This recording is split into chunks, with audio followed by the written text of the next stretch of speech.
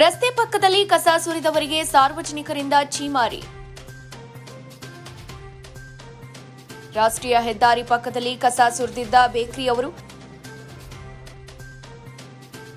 Bakery ಮುಂದೆ ಕಸ ತಂದು ಬೇಕರಿ ಮಾಲೀಕರಿಗೆ ತರಾಟೆ.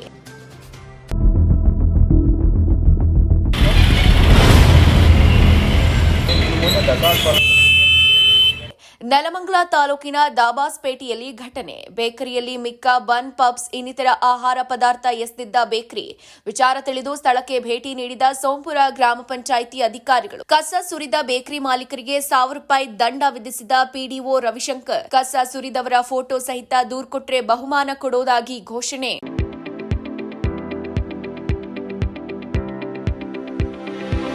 ಯಶಸ್ ವಿದ್ಯಾಕೇಂದ್ರ ಮತ್ತು ಯಶಸ್ ಪಿಯು ಕಾಲೇಜಿನಲ್ಲಿ 2026-27ನೇ ಸಾಲಿನ ಪ್ರವೇಶಾತಿ ಆರಂಭವಾಗಿದ್ದು, ಮಾಂಟೆಸರಿಯಿಂದ 10ನೇ ತರಗತಿಯವರೆಗೂ ಹಾಗೂ ಪಿಯು ಕಾಲೇಜು ಪ್ರವೇಶಾತಿ ಪ್ರಾರಂಭವಾಗಿದೆ. ನಮ್ಮಲ್ಲಿ ಸೈನ್ಸ್, ಕಾಮರ್ಸ್ ಕೋರ್ಸ್ಗಳು ಲಭ್ಯವಿದ್ದು, ಸೈನ್ಸ್ನಲ್ಲಿ ಪಿಸಿಎಂಬಿ ಹಾಗೂ ಪಿಸಿಎಂಸಿ ಕೋರ್ಸ್ಗಳಿದ್ದು, ಕಾಮರ್ಸ್ನಲ್ಲಿ ಸಿಬಿಎ ಹಾಗೂ ಎಸ್ಎಬಿಎ ಕೋರ್ಸ್ಗಳಿವೆ.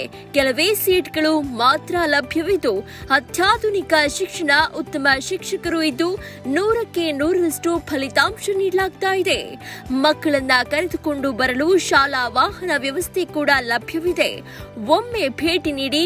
ಯಶಸ್ ವಿದ್ಯಾಕೇಂದ್ರ ಮತ್ತು ಪಿಯು ಕಾಲೇಜು, ಸೋಮಶೆಟ್ಟಿಹಳ್ಳಿ ಮತ್ತು ಚಿಕ್ಕಬಾಣವರದ, ಮಾರುತಿನಗರ, ದಾಸರಹಳ್ಳಿ, ಬೆಂಗಳೂರು 560090.